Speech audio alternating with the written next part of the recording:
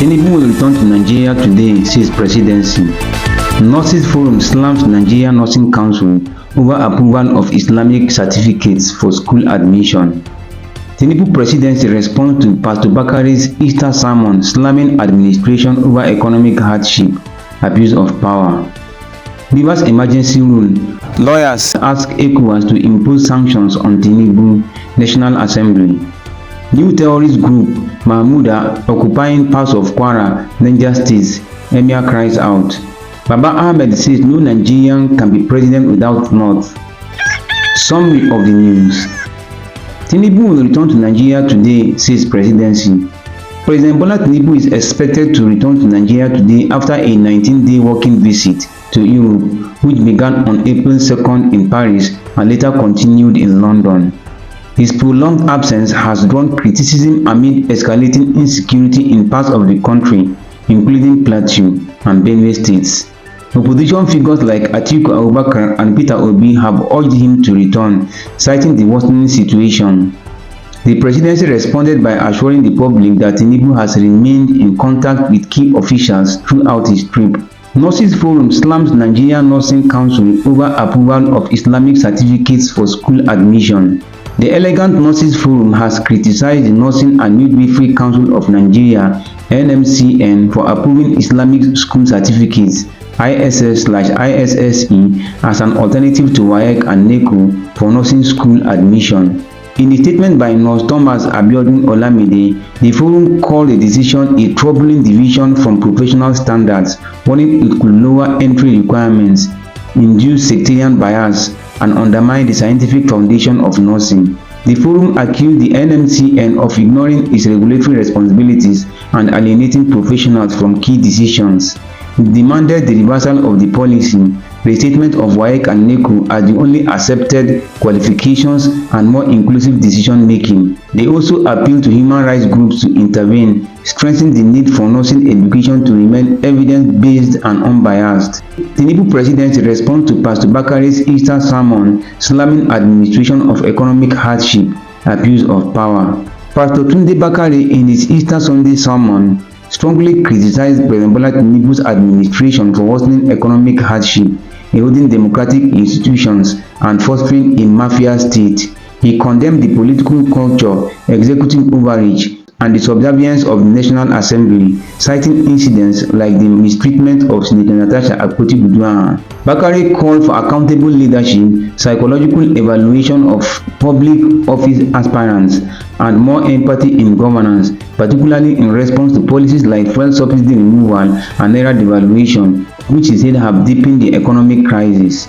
In response, presidential aide Daniel Bwala acknowledged Bakare's message as objective, noting both criticism and recognition of the government's efforts, including increased foreign reserves. While disagreeing on some points, the presidency expressed respect for Bakare's views and reaffirmed Tinubu's commitment to delivering on his promises. Rivers emergency rule. Lawmakers ask ECOWAS to impose sanctions on Tinubu National Assembly. The Association of Legislative Drafting and Advocacy Practitioners (ALDRAP) has taken legal action against President Bola Tinubu and other Nigerian officials at the ECOWAS Court of Justice, demanding sanctions over the declaration of a state of emergency in Rivers State on March 18, 2025. Tinubu had justified the move by citing a political crisis allegedly caused by Governor Sim Fubara, including the demolition of the State Assembly building. Following the declaration, Fubara, his deputy, and all state legislators were suspended for 6 months, and retired Vice Admiral Ibok Ete Ibas was appointed as sole administrator of the state. ALDRAP argued that this constitutes an unconstitutional suspension of democratic governance and a violation of ECOWAS protocols on democracy and good governance. ALDRAP previously gave Tinubu 7 days to provide legal backing for the sole administrator's powers, threatening legal action. Now they are urging ECOWAS to impose sanctions similar to those placed on Mali, Burkina Faso, and Niger for unconstitutional changes in government. They claim ECOWAS will lose credibility and risk encouraging democratic backsliding in the region if Tinubu faces no consequences. The lawsuit and a separate letter to ECOWAS leadership argue that Tinubu acted unlawfully, took side in a local political dispute and used emergency powers to benefit an ally, thereby undermining democracy in Nigeria. The ECOWAS court has not yet scheduled a hearing. New terror group Mahmuda occupying parts of Kwara, Niger State, Emir cries out. The Emir of Yashikira, Umaru Seriki, in Kwara State has expressed distress over what he sees as government neglect amid ongoing terrorist attacks by a group named Mahmuda. These attacks reportedly affect communities in Barutin and Kayama, Kwara State, and Borgu, Niger State. The Emir criticized the authorities for denying the presence of terrorists and for failing to respond to earlier warnings. He confirmed recent attacks, including the bombing of a vigilante security vehicle, although he noted that some of the vigilantes survived with injuries. Contradicting these claims, the Kwara State Police Command denied the existence of the Mahmuda terror group and refuted reports that 15 vigilantes were killed. They stated that thorough intelligence operations found no evidence of such terrorist activity or mass casualties.